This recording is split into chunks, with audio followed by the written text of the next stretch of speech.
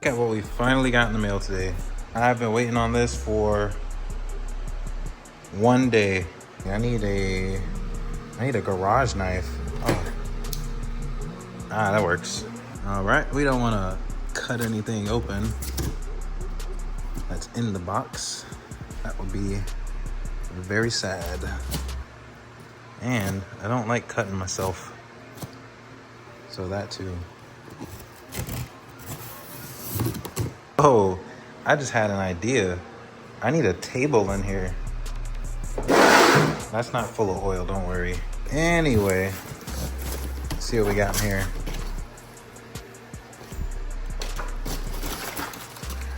Oh yeah. What is this? This is this is one of the rings. Damn, this thing is huge. All right. I can't wait to get that installed. That is gonna be sick. It's gonna be a fun install. It's pretty simple. I've installed a couple intakes over my lifetime, so I think I know how to do it, but always read the manual or instruction manual just in case. This, yeah, I know what this is. That goes into that hole there. This is the SLP Blackwing short ram intake. It's about time I get an intake just to let the car breathe a little bit better and get a little bit better throttle response from the car. Because I mean, the stock airbox, you know, it's good. It's meant for the car, obviously, but it's very restrictive. And on my other cars that I've installed intakes on, you always get a better throttle response. So I'm very excited for that. So I'm gonna pop this thing open. All right. Our light is dim today. That's not good. I'm supposed to have this thing plugged up, but I just have not gotten to that. And my caps, what happened to my caps? Oh, I see them, they're down in there. Let me grab those. All right, put that back on there. All right, I like to keep that covered. But here we are. We got the intake there. I actually need a little bit more light. I can't wait to get shop lights in here. It's gonna look so much brighter. It'll be a lot easier to work on this car when this light decides to not work. I was told that I need to clean my grounds, which I have never done on this car. So I'm not sure if that's a pain in the ass or not, but I will need to get to that eventually. But usually keeping it charged on the battery tender over there, it's usually fine and it works. But checking my tensioner. But yeah, stock airbox, we're gonna go ahead and take that off, get the new one installed, and we'll see what happens. I also always hear people talk about the zip tie method, and I'm sure people are gonna ask why I didn't do that, but I mean, I'd rather spend a little extra money to have it look nicer in the engine bay. Looks a lot nicer, and you know, you do get a little bit more power over the stock one, even if you put the little filter on. So I mean, why not? Might as well make it look cooler. I just wish that there was a red one so I could match all the red in here, but it's fine. Super easy install, so there's no way that I messed this up. There's no way. Like I said, I've done this before, but I always run into issues, so that's just my luck. All right, coming to my first problem. As I expected, I can't get these two clamps down here to come out. There's a clamp down here and a clamp down here. I don't think I can show them to you, but they're like pretty deep in there. I'm trying to just yank that off, I guess. All right, I did manage to get that out. Looks pretty crazy without the that big box there, but it was about time for a new filter anyway. That thing is nasty. I don't want to shake it and get dirt everywhere, but that thing is nasty. I am going to keep this whole setup, obviously, in case I ever need to go back to stock for whatever reason. And I do know that there is a lot of concerns about water getting into this filter, there's concerns, but there's not people saying like, oh, there's water going up into my filter, because obviously it rains. You open the trunk, there's going to be, or you open the hood, water's going to get down in there or whatever. I don't know. I haven't heard anything about it, so I'll just play it by ear. If it's really that bad, I'll just put this thing back to stock and call it a day.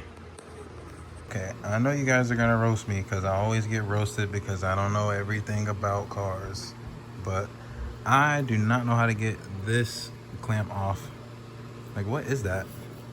I'm assuming you can just pry this open somehow, but they usually have the clamps on with the flathead on it, like that. But unless I'm crazy, I have not a clue how to get that off. So I will look into that now. Okay, we got it. So I just had to put a flathead under this and really gently screw it off without puncturing anything. And yeah, you see how this is kind of scuffed up now, and I did this little mark right here, but all good. Now we can take this off, put the new intake on, and we should be good to go. Damn, son, this thing does not want to come off, but you gotta go, buddy. All right, we got everything on. I need to make a little bit of adjustments to the filter, but I'm just slap this back in. All right, so I have another weird issue. This is a big all right, this is a big, and these clamps will not clamp down, and this doesn't go down any further because there are some clamps that need to be, it needs to be flush on these clamps, so I can't really push this down. I don't know if it's supposed to be this way. We're just gonna leave it like that and see what happens, I guess. Bro, look what the I just did. Where is it? There it is. You see that little circle down there? Focus.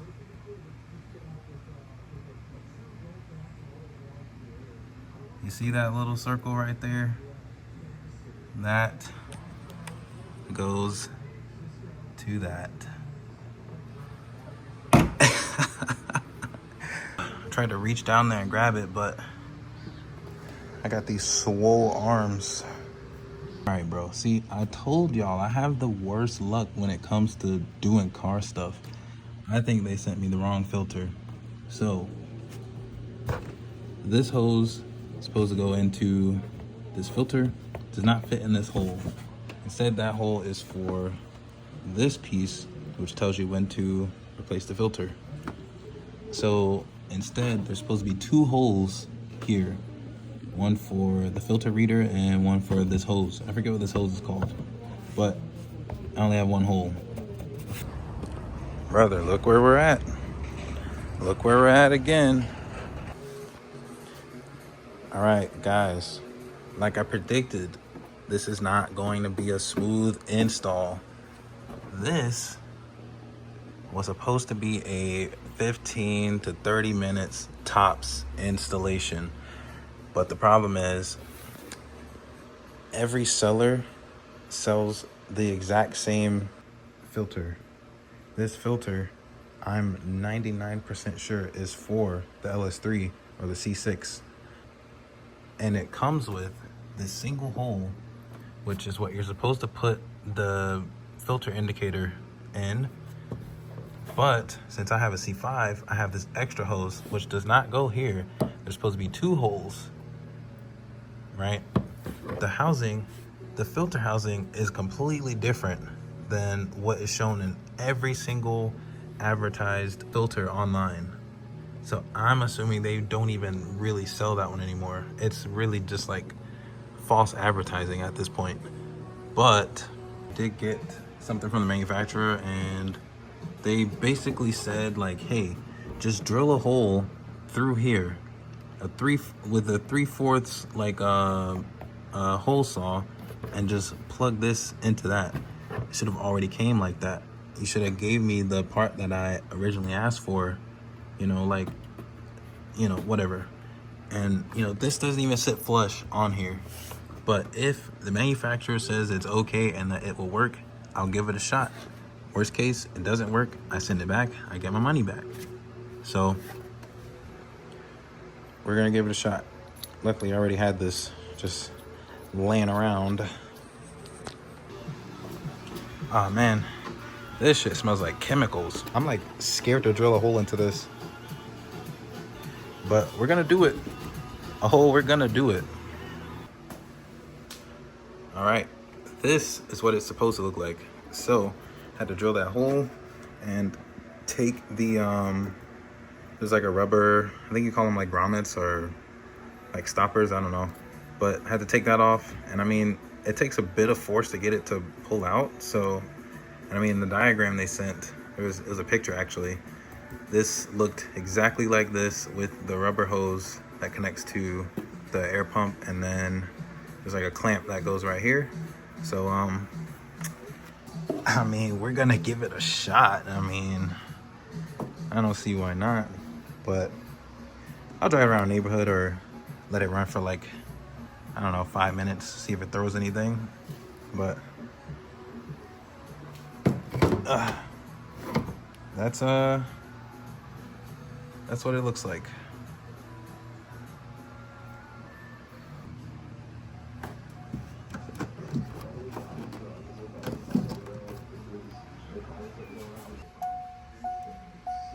All right.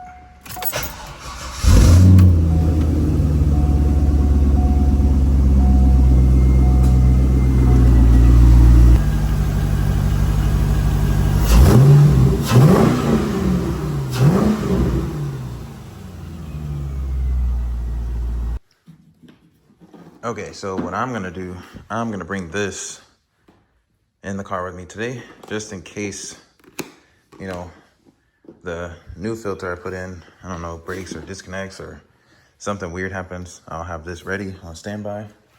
Sit that in there. And I think I only need this. No, that's not a flathead. I will only need this, I think.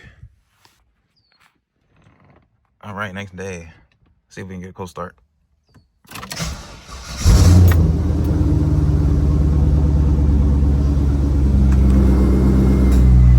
It needs to be louder.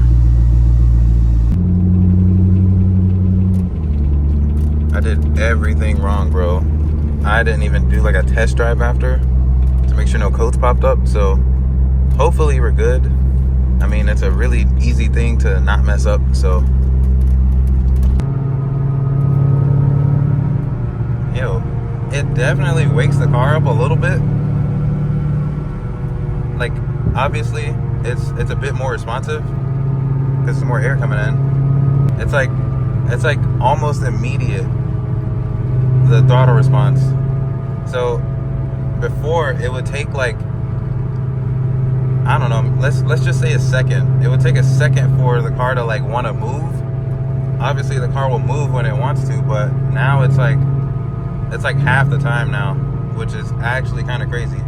But you know, we already know this. It's an air intake. This is what they do. So there's people that say you can't feel the change or the difference, or it's a placebo. It's really not. And I think the best thing I can compare it to is like, say you go eat a cough drop right now and you feel that menthol like hit your nasal cavity and it feels like you can breathe better. That's what the car will feel like. That's what it feels like. It feels, before it's all like nasally and congested, but after you take that cough drop, you feel like you can breathe, you know? That's what it feels like. So I would say it's worth it.